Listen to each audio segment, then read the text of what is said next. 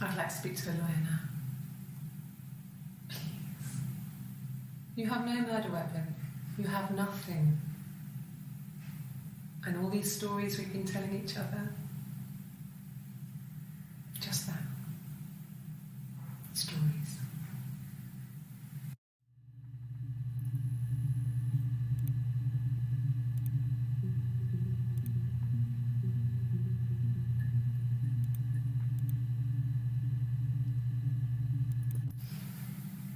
I didn't murder Simon. You've got it wrong. You've got the wrong person.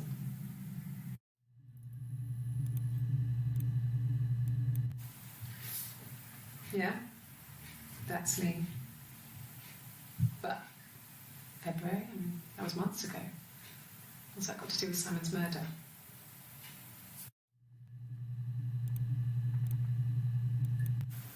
You think it's murder? I mean, clearly it's murder.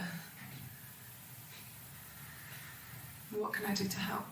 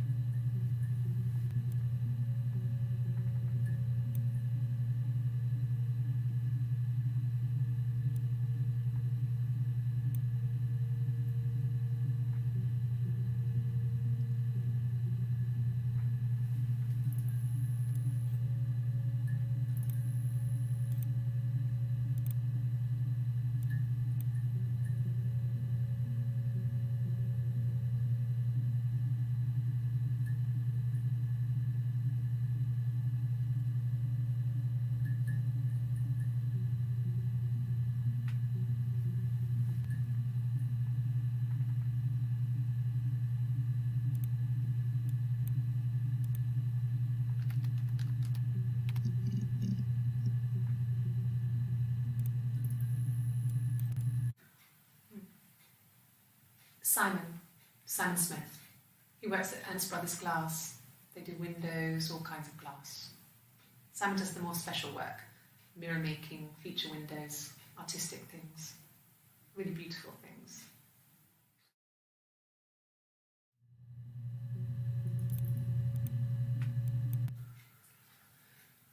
Simon is 6 foot, darkish blonde hair, average build.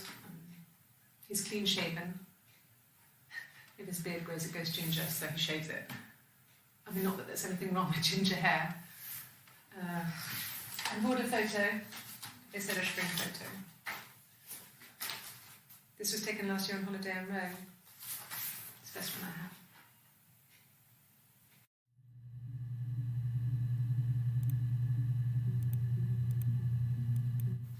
It's the Rockington Arms, The Rock.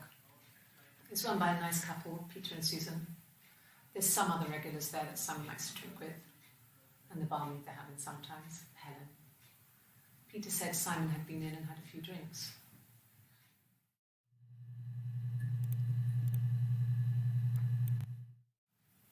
Yes, there's an Amstrad one. No one uses it for very much.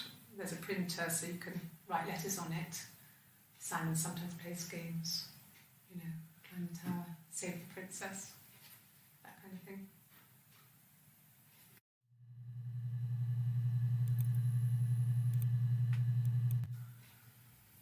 Simon isn't the type to run off or do anything crazy. Someone must have done something to him, or there must have been some kind of accident. So what do we do next?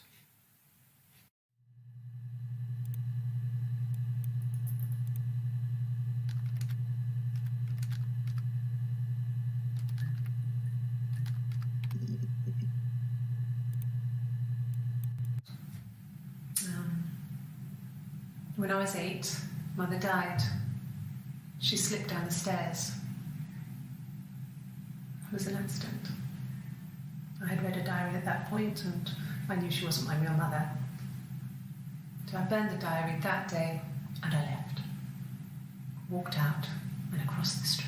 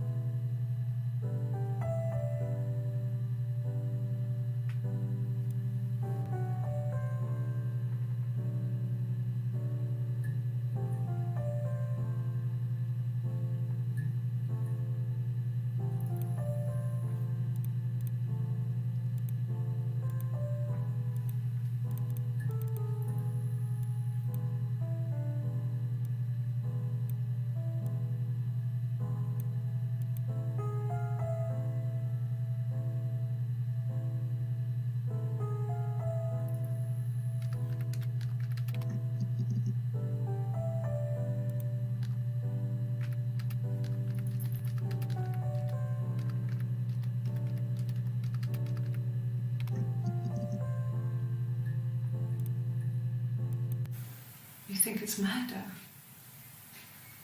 I mean, clearly it's murder. What can I do to help?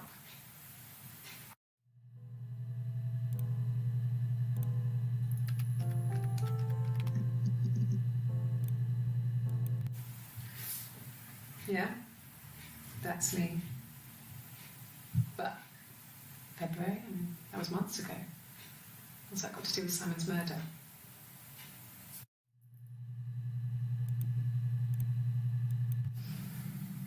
I didn't murder Simon. You've got it wrong. You've got the wrong person.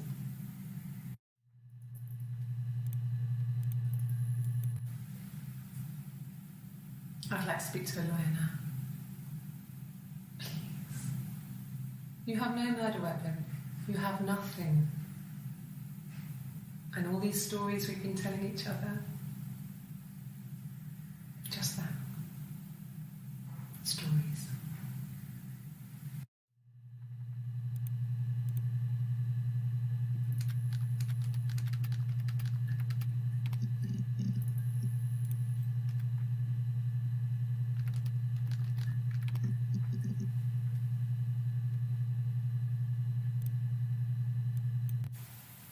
Okay. Sounds weird. I'm not great at making up stories.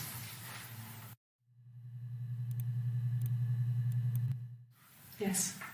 I read a lot as a child and watched lots of TV. Then the doll's house we had, we still have in the attic. It's kind of a fairy castle. We used to play up there and make up our own stories.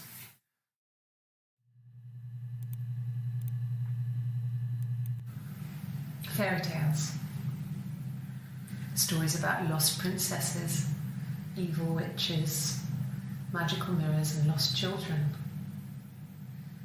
So you see, even before I knew the truth, I'd found it in those stories.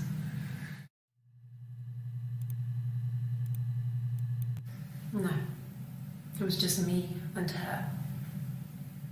Eve was the name they were going to call their first child. They talked about it and were going to try when he came back. Florence's family had a history of firstborn girls, so they were convinced it was going to be a girl. It's hard to know if this is all true. These are stories I remember, that I read when I was a child. Maybe I misread, maybe I misunderstood. Sometimes it's hard to remember what happened last week.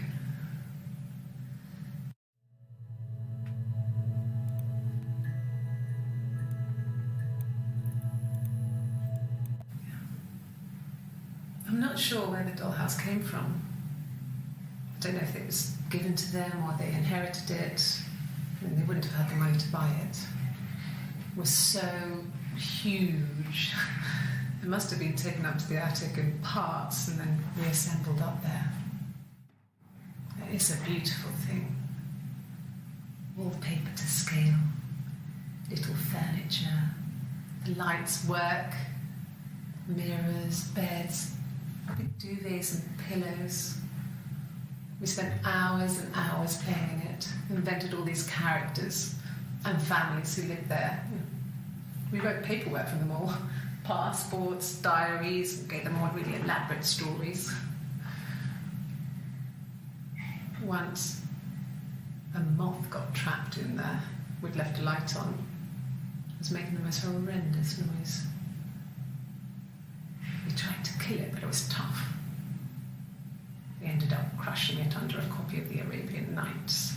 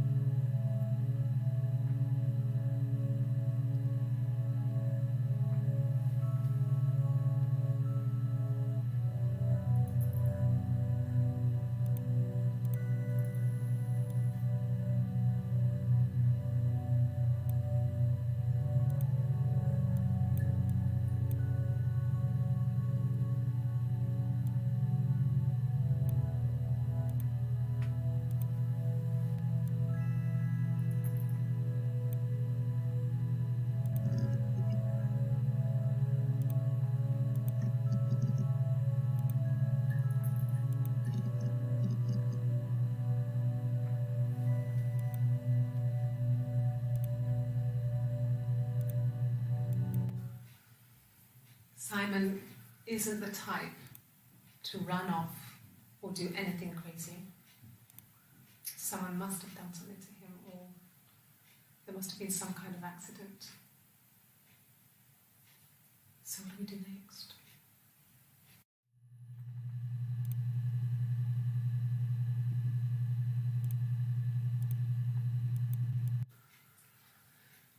Simon is 6 foot, dark.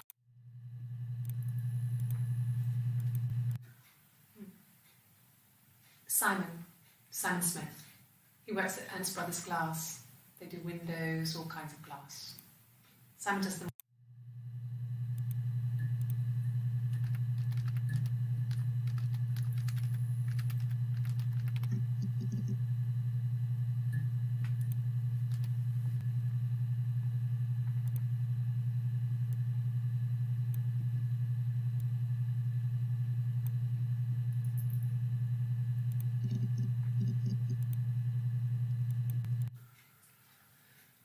Simon is 6 foot. It's the Rockington Arms, the rock.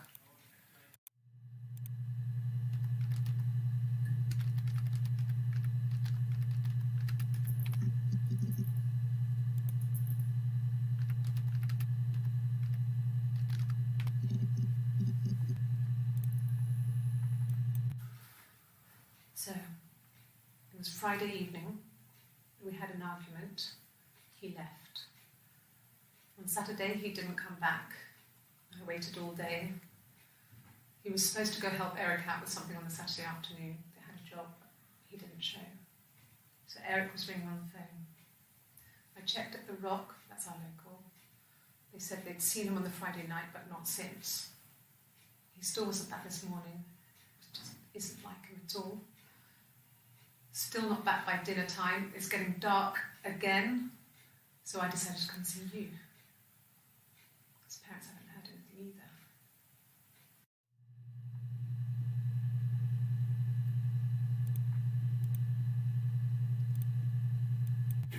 Oh God, I don't know. I mean, I guess The Rock. You've spoken to everyone there. Someone must have seen where he went. I don't know. So many things could have gone wrong.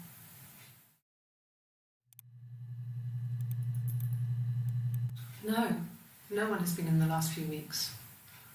We had a plumber come in 3-4 weeks ago. Someone sang with you from the rock.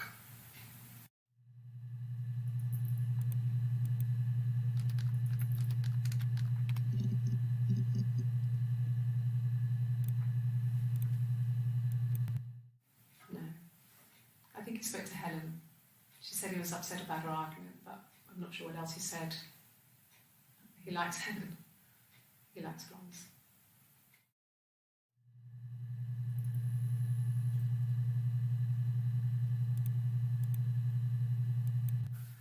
There's married couple stuff. A stupid argument, nothing specific.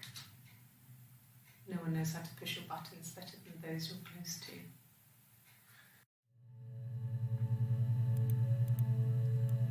No. I mean, yes, we have arguments, but he never runs off. He always comes back. We make up. It's always that way.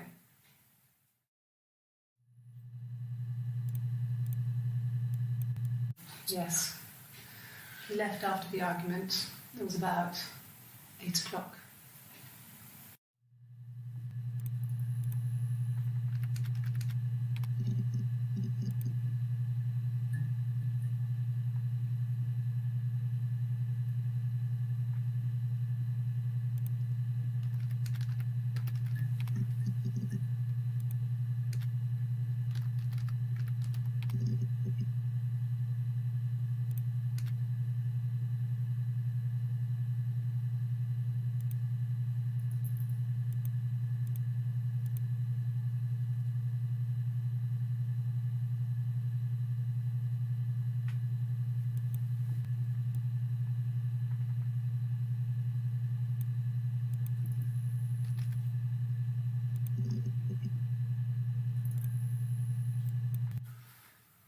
So, it was Friday evening. We had an argument. He left. On Saturday, he didn't come back. I waited all day. He was supposed to go help Eric out with something on the Saturday afternoon. They had a job. He didn't show. So Eric was ringing on the phone. I checked at the Rock, that's our local. They said they'd seen him on the Friday night, but not since. He still wasn't back this morning. It just isn't like him at all. Still not back by dinner time. It's getting dark again. So I decided to come and see you. His parents haven't heard anything either.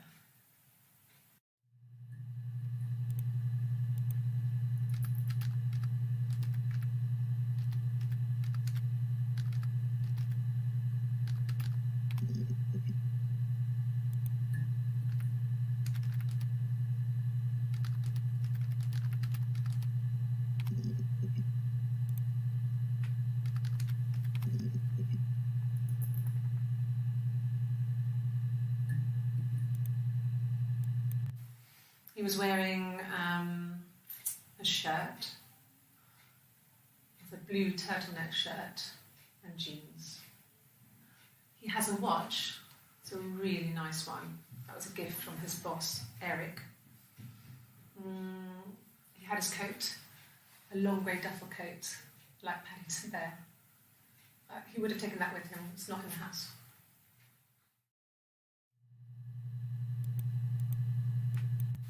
Yes, there's a car that we share, a Cavalier, and a van he uses for work. It's owned by Eric, but we look after it. Both of them are there now, parked on the street. I'm not sure about the keys for the van. I can look for you when I get back.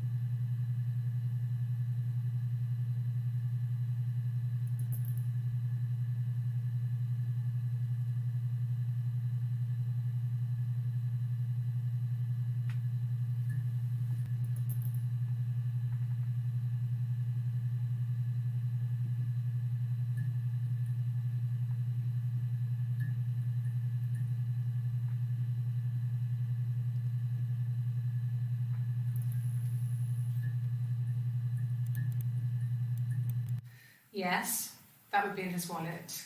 It's a Visa, a silver one. He doesn't like to spend money he doesn't have, so he usually pays with cash, but Eric convinced him to get one.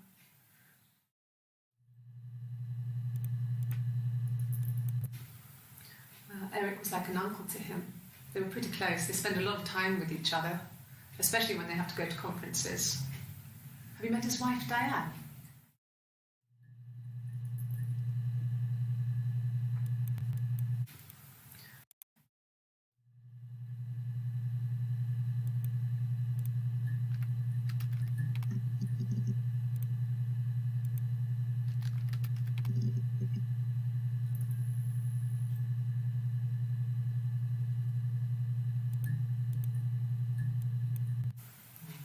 Diane is really nice. She helps out with the Glaziers, organises the Christmas party, that sort of thing. They have 2 kids, really sweet kids. She used to look out for me when I worked there.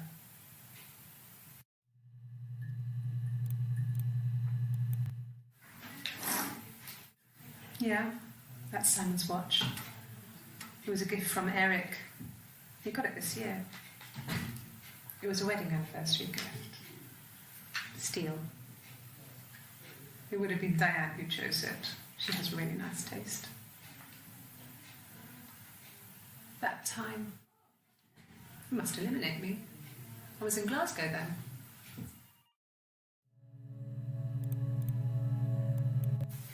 Not really. He would go to the pub. He had his drinking buddies there, but no one ever really came back to the house. Sometimes Eric, his boss, and his wife would come over for dinner. That would be us returning the favour. Diane is a really good cook, into her trendy ingredients. And the last time Simon cooked something off MasterChef, he got the recipe off Ceefax, and I did my Lloyd Grossman bit, commenting from the sidelines.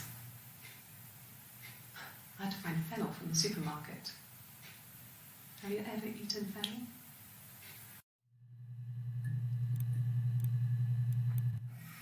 Simon and Eric arguing? No, I can't imagine they'd be arguing. And they get on so well. Unless it was something to do with work. Maybe Simon was being too much of a perfectionist. But I don't know. You should ask Diane.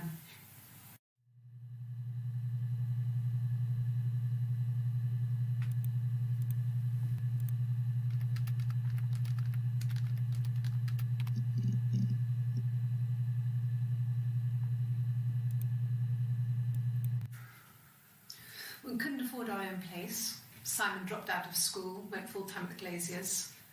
That was Eric's generosity. We moved in with his mum and dad. They had a spare room for us and the baby, if it came. It was a nice change, time to myself, living there for those months, full of hope.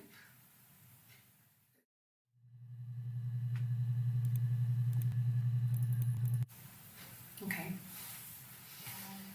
I parked up on the street. It was busy, so I had to park down the end of the road.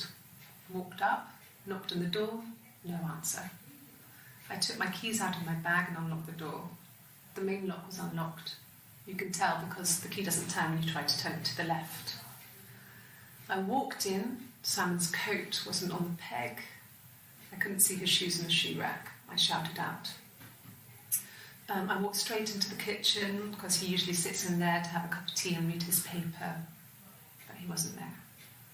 I touched the kettle, it was cold. I looked quickly in the living room, nothing. So I walked upstairs to the bedroom and he wasn't there. I didn't search for him because it was pretty clear he wasn't there. I had a shower, the phone rang whilst I was in the shower. I didn't answer it, I think it was Eric. Then I was just exhausted. So I lay down on the bed and I fell asleep, though I didn't mean to. I woke up a couple of hours later and I was surprised to see no one in the bed next to me. And then I remembered where I was and what had happened. That's when Eric called again. This time I spoke to him. Then I called Doug and Eleanor. And then I decided to come and see you. That enough?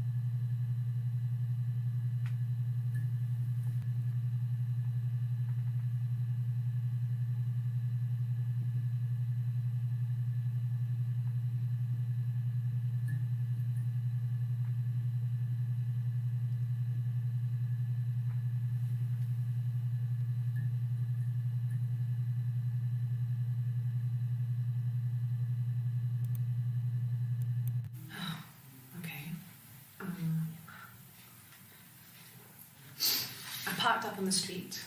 It was busy, so I parked down the end of the road. I walked up to the house, I knocked on the door, no answer.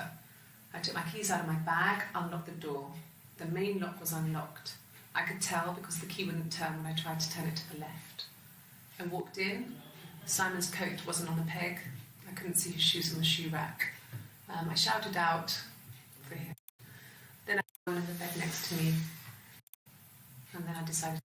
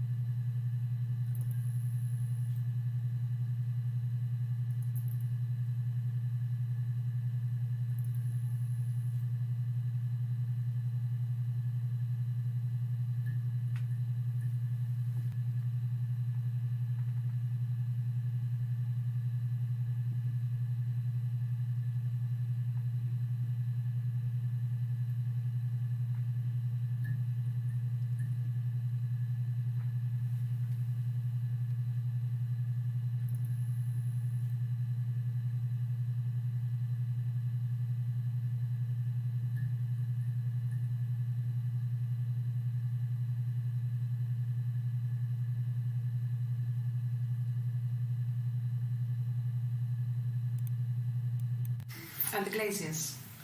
I worked there some weekends and Simon had a part-time job there too. That was Eric's generosity. He was always good at helping out other people's children. Simon was quiet, more thoughtful than the other boys. Even then he had a sense of craftsmanship. Wasn't always rushing stuff. Boys that age are just running around like headless chickens most of the time. You know? Plus he had that look. He looked like a fairy tale prince from one of my books.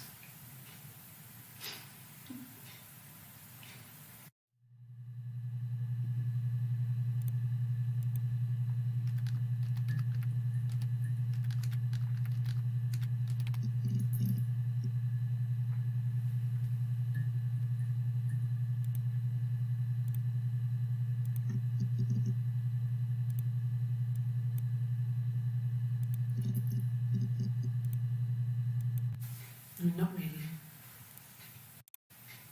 I had to find fennel from the supermarket.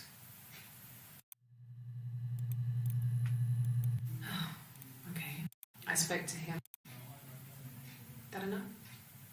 And what had happened. That's when Eric called again. I spoke to him. Then I called Simon's parents. And then I decided to come and see you. That enough?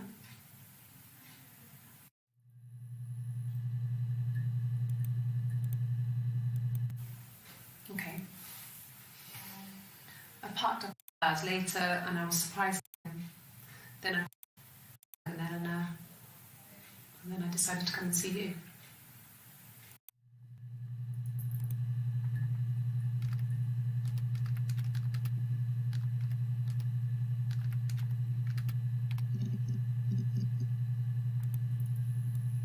Yeah. I've been round to Doug and Eleanor's and they're very worried. I feel sorry for them.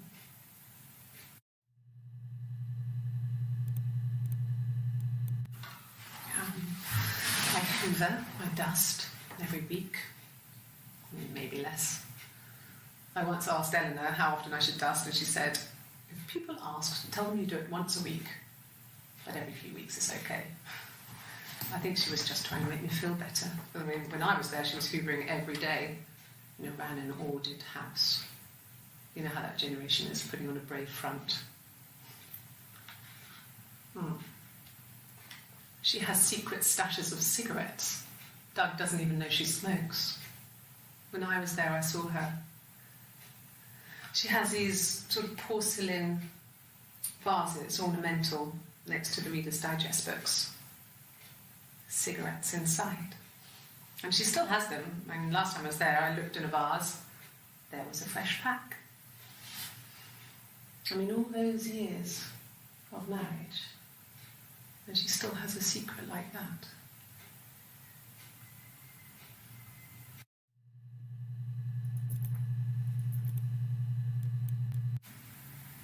Yeah. 1984 was an awful year in the end. We were living at Doug and Eleanor's. I lost the baby at the end of spring, and my parents died in the summer. It was a hot summer, a heat wave. So when they discovered the bodies, it was just awful. Because of the circumstances, them dying together like that, they brought in a lot of police. A forensic entomologist. I had to look that up. It was because of the heat. It was just awful.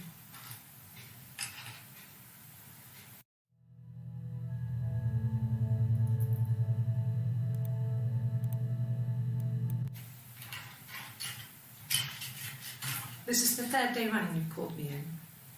I speak to Doug and Eleanor every day. And they say you've been asking a lot of questions about me. Should I be worried? Am I a suspect?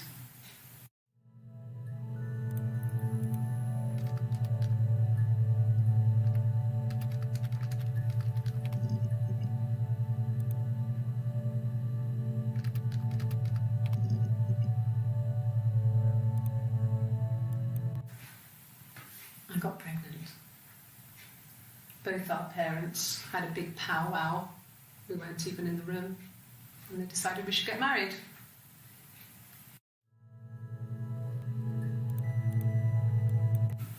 No. I lost the baby. I had a miscarriage at 8 months. We carried on living at Simon's parents until, well, it was only a few months after.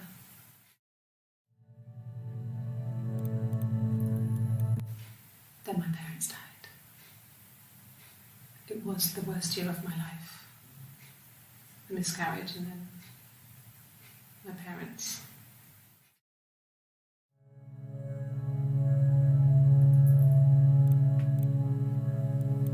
Yes. I inherited it from my parents, so it made sense to move back, me and Simon. Felt like going back to old ways before the pregnancy. Reminded me of being a girl, a dollhouse in the attic, old things. We didn't sleep in my parents' bedroom for a long time. We decorated it as soon as we moved in, but it was another year before we started sleeping there.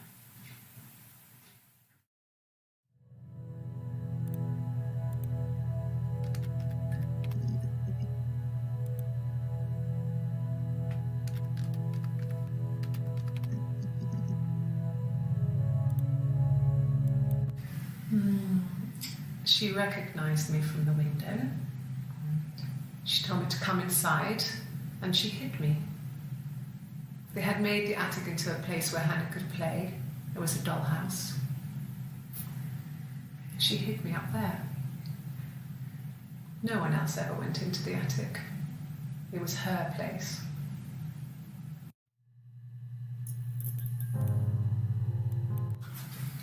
The legal stuff was completed very quickly. Hannah moved back in with Simon. Eric gave Simon the week off to help with the move. He decorated, modernised wallpaper, curtains.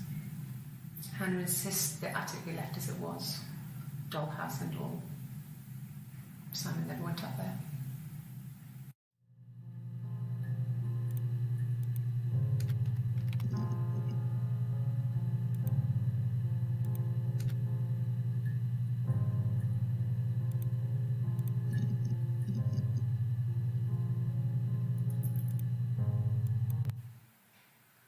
Black coffee, thanks.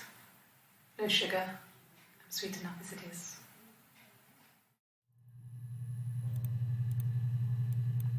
My name is Hannah. H-A-N-N-A-H.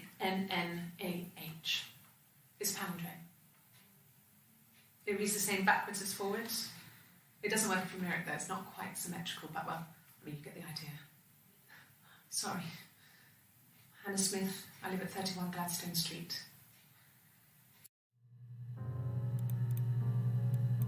A mobile phone? Yeah. Well, they have one for the Glaziers, but it's only for work. I can't remember the number. Oh, it's in the kitchen. I saw it plugged into its charging cradle.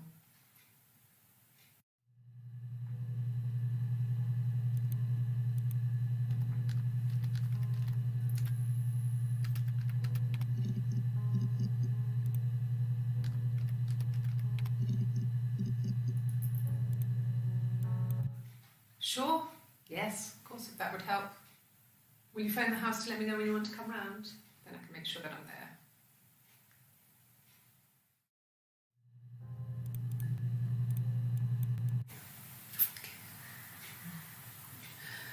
It was after dinner. I'd spoken to Sam's parents on the phone. I looked up for an early night and I suddenly had this thought. I think it was something his mum had said. She'd been speaking about old stuff, sad stuff, about when we lived there, about the baby. There's some boxes in the cellar, nursery stuff we never needed and I never had the heart to throw out.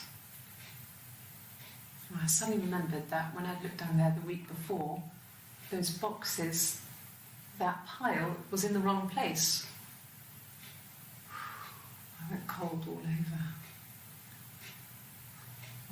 I went down there with a torch and went straight to the back, and that's when I saw the bin bags. Pulled them open, saw the body. I screamed, and that's when I called the police.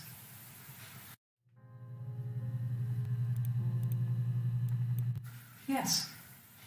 I got to Glasgow, I was exhausted, so I pulled over and slept in the car. I woke up because a rubbish truck went past. I got some petrol, bought a coffee and a pastry, tried calling someone from the payphone, and then headed back.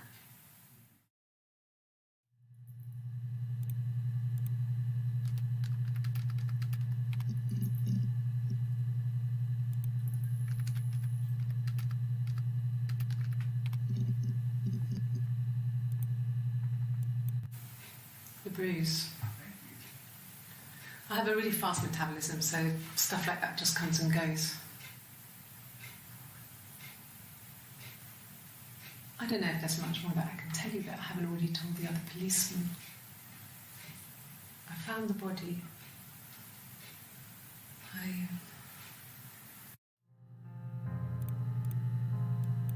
Really? Okay. Here's the rest. They laid a body on the doctor, oh, the wind and the rain, till a fiddler with a fiddle came walking by, on a dreadful wind and rain. And he made a fiddle bow of her long hair, oh, the wind and the rain. Yes, he made a fiddle bow of her long blonde hair.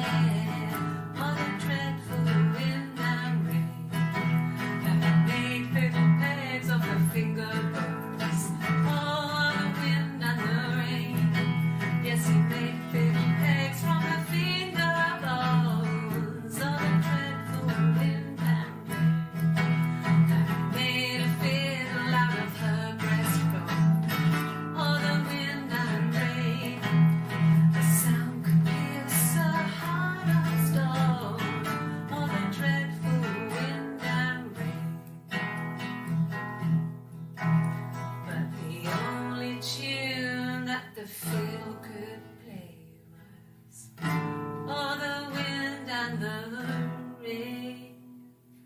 Yes, the only tune that the fiddle could play was all the dreadful wind and rain.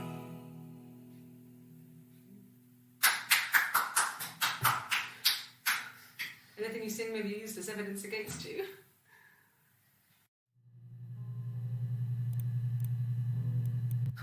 Can you imagine? I tried to get pregnant too, but it didn't happen. I slept with so many boys, men. My body refused. I think my period stopped because hers had. I was pretty though. I mean, how could we stay the same now? I felt like Hannah had really fucked things up. Set us down separate paths. We had become different.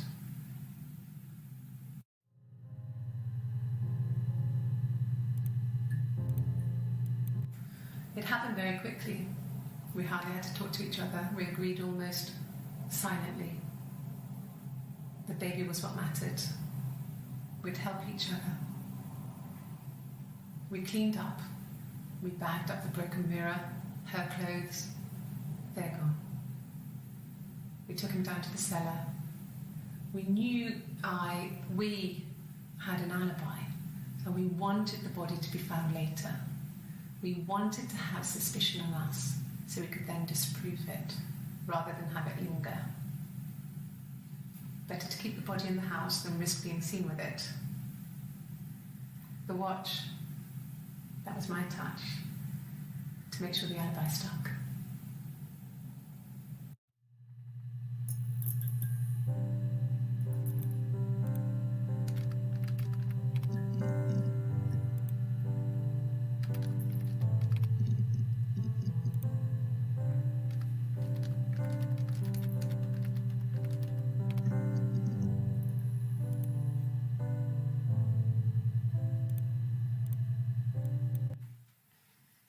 You want me to play something? I'm not the world's greatest guitar player. Okay. Probably needs tuning. No, it's okay. How about a traditional ballad? Should be right up your street.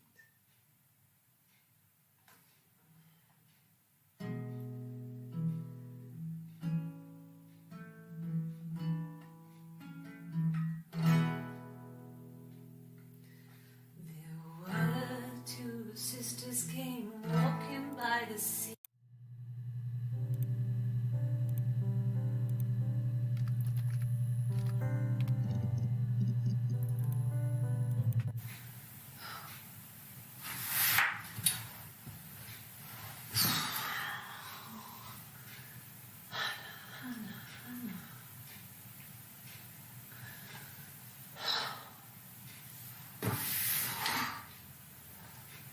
What are you doing talking about Eve?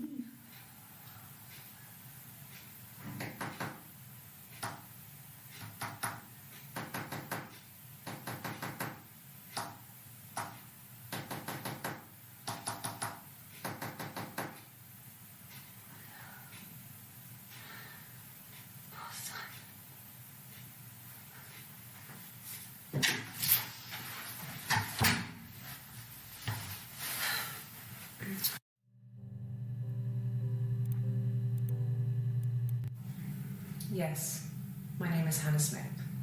Oh, shit. Sorry.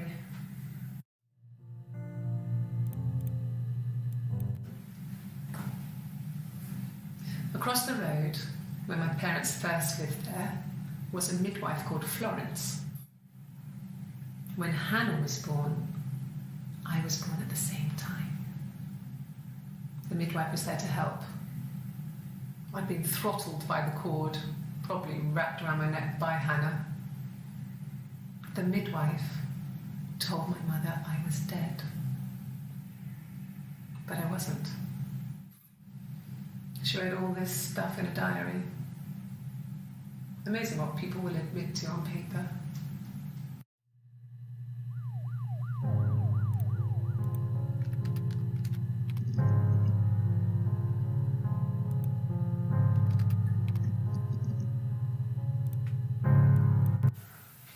Well, my friend Eve. I mean, she was a friend from when I was a kid, and she was always more popular with the boys, and I used to hate her for it. I mean, really hate her sometimes.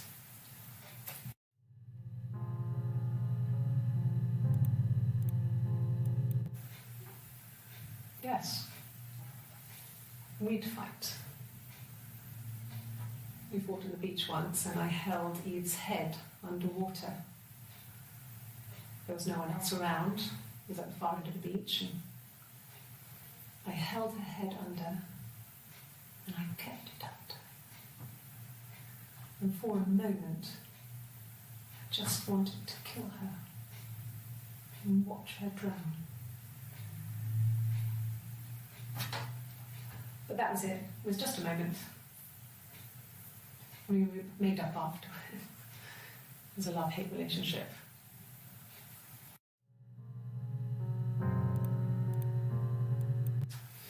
A police station. Yeah. When I was young, we ran away on my birthday. Bob Dylan was playing in London and we thought we could break into his tour bus and have him take us with him.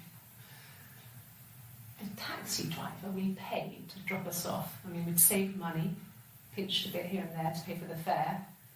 He was suspicious because we were so young, so he told the police. So they came and picked us up and took me back to Portsmouth. My mum picked me up from the station. But I blamed everything on my friend Eve, so my parents let me off.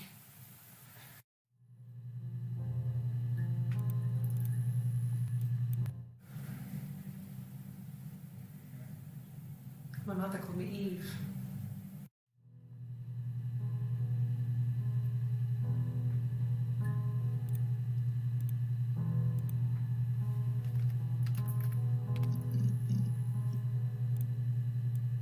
No, he doesn't keep a diary. That's my thing. I've kept one, well, as long as I can remember, since I was a girl. It helps make sense of my day. And when you're forced to put something into words, it just gives you perspective. Everyone's on the same page.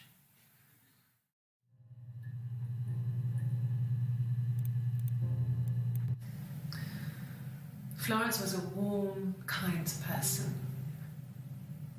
But she was broken, I guess. When I found her diary, I also found a biscuit tin with other stuff in it. Older papers, letters, that kind of thing. Her story wasn't there. I never really spoke to her about it. I was far too young to really understand, I guess. I just put it together later, once I was older. She had loved children, planned to have a large family, but her husband died in the war. And that was back when you married for life. She never felt like she could marry again. Isn't that strange? She was a widow from her 20s. But, I mean, I guess it was different then. You know, you married for life and she felt she could never marry again. I guess it was harder, a war widow. One of the dead. I don't know, maybe there was more to it than that. I don't really know.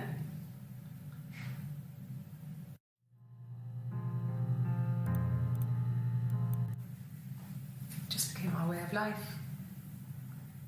We would swap places and take it in turns to do things. And we were very careful. Whoever had been out that day would come back and write a detailed diary so that we were on the same page. We had a list of rules that said what we could and couldn't do in any given situation. It was exhaustive. We lived a second life through those rules. Rules for things that could only ever happen inside our imaginations. We would consider all the permutations of future events and agree rules to walk our way through them.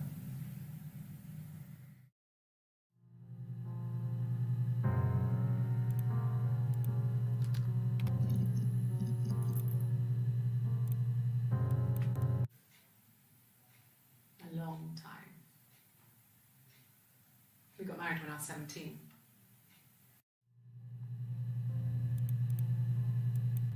No, not drugs.